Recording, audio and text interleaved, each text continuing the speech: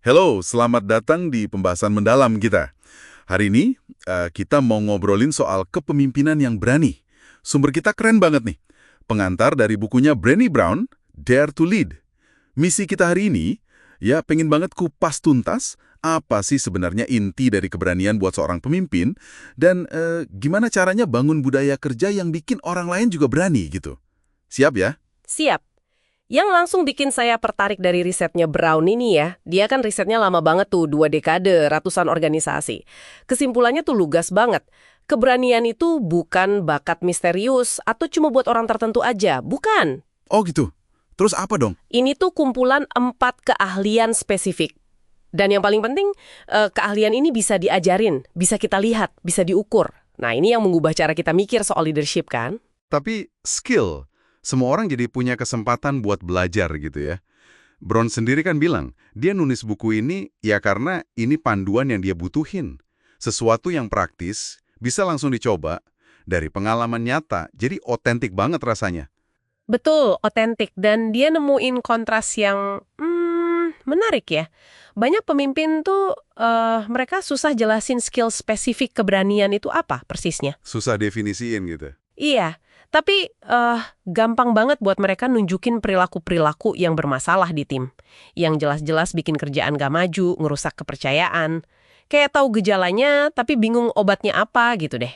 Nah, iya. Gejala-gejala ini pasti banyak yang ngerasa relate nih. Misalnya, kalau komunikasi nggak jelas, kurang clear. Brown bilang ini sering jadi alasan buat menghindar dari obrolan yang susah ya. Tapi akibatnya malah muncul omongan di belakang. Rapat setelah rapat, itu.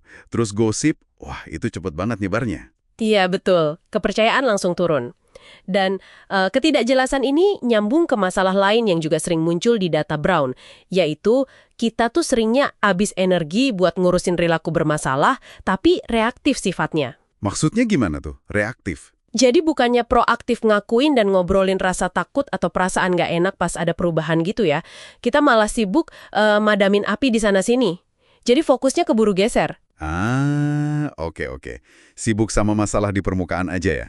Dan ujung-ujungnya pasti ke kepercayaan lagi kan? Pasti kurangnya koneksi, kurang empati antara pemimpin sama tim atau bahkan antara anggota tim sendiri, itu bikin ada jarak emosional kan? Belum lagi kalau di kantor isinya saling nyalahin atau bikin orang merasa malu gitu ya. Bukan malah akuntabilitas atau belajar bareng dari kesalahan.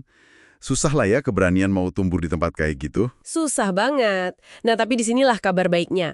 Riset Brown itu nemuin 4 pilar keahlian keberanian sebagai solusinya. Oke, 4 pilar ya? Apa aja tuh?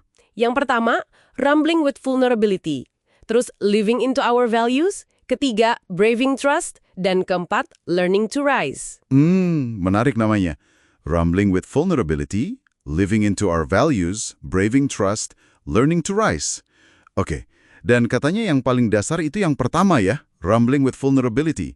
Bergumul dengan kerentanan. Maksudnya bergumul tuh gimana sih? Artinya kita berani hadapin rasa nggak nyaman, ketidakpastian, risiko emosional lah. Misalnya pas kita mau coba hal baru, atau pas ngasih atau nerima feedback jujur, atau pas lagi ngobrolin hal yang sulit. Itu kan nggak enak ya rasanya. Iya sih, sering nggak nyaman. Nah, rumbling itu artinya berani tetap ada di situ, tetap terlibat, meskipun rasanya nggak nyaman atau takut.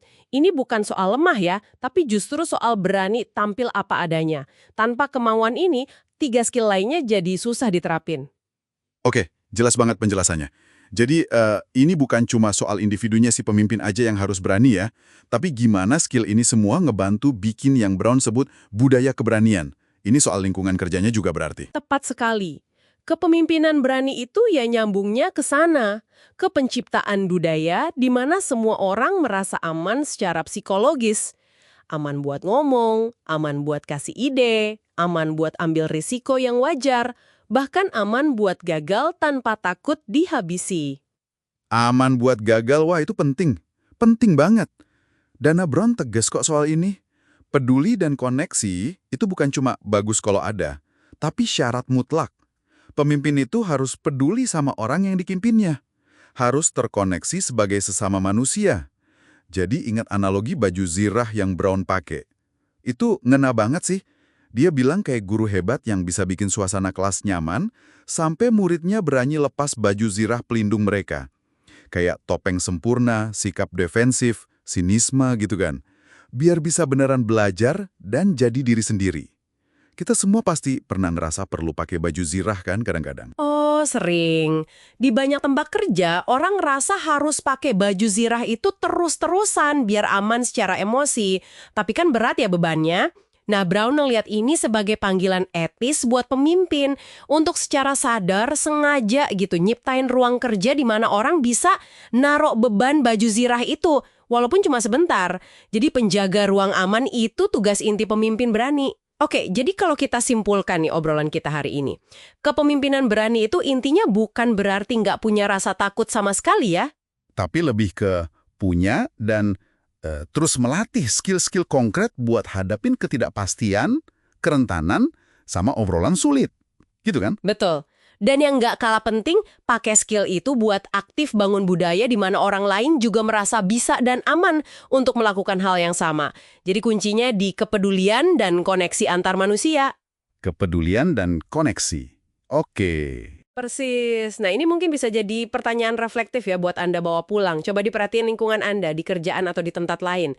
Baju zirah kayak apa sih yang paling sering Anda lihat dipakai orang-orang di sekitar?